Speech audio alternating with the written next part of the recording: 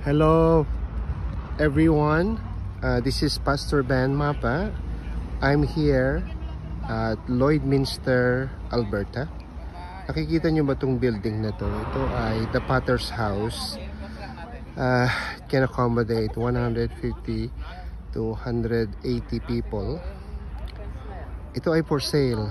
Okay, nakita na namin. Ayan yung mga members ng Lloydminster. So nakikita niyo yung lugar. So nakita ko na yung lugar nito sa loob tsaka sa labas. Napakaganda ng building at napakaganda ng location nito. Ito ay nakalisting lang ng 460. Pwede pang i-negotiate. Okay? So tatawad muna kami bago namin bilhin to. So, yan. Maganda yung building. Tsaka within 10 to 15 minutes from all the members.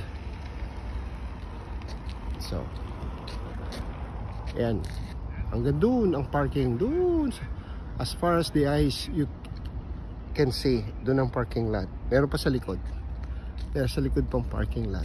So, ngayon, pinukunan ko lang para makita nyo na napakaganda nitong building nito. 460,000. Okay? Ganyan lang kamura ang mga building, church building dito sa Alberta. Okay? Ngayon, ang tanong,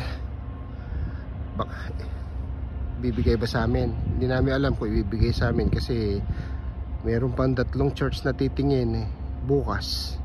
So hopefully bigay sa atin to. Okay? Yun lang. Okay, papasok na ako doon sa loob.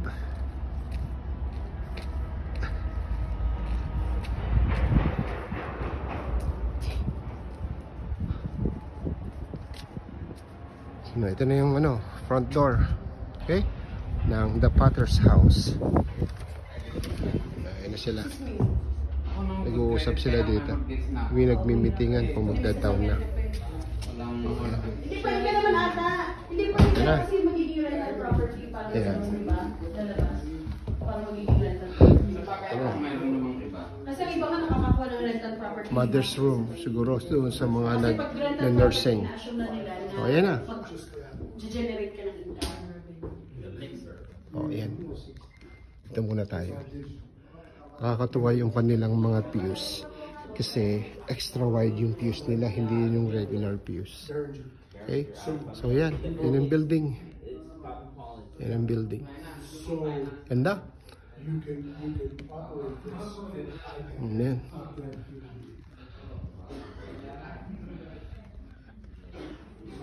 Oh yan.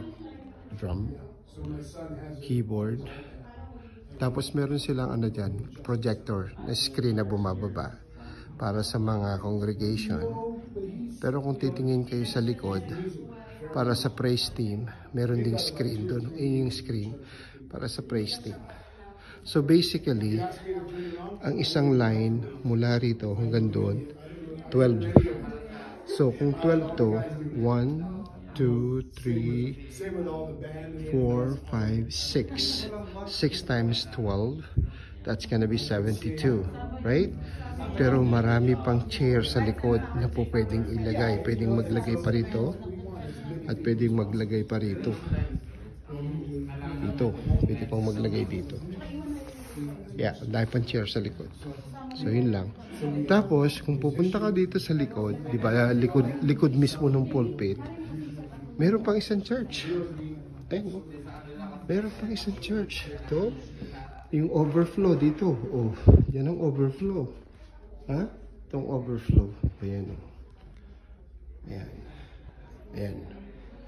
Yan ang overflow. Kaya, lagpas ng 100 kasya dito. Sa baba, dito yung papunta sa baba. Ito yung papunta sa baba.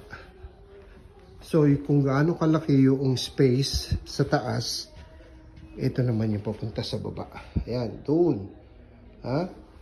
So, nakita nyo na yung space sa taas, yun din yung space sa baba. Multi-purpose naman doon. Multi-purpose space. Andun din yung kitchen, dun yung fellowship hall. So ayan, nakita niyo na. Balik na tayo sa main sanctuary. Balik na tayo sa main sanctuary at pinag-uusapan na ng mga leaders kung mag-o-offer ngayong araw na to. Hanggang dyan lang po muna. Okay, bye-bye!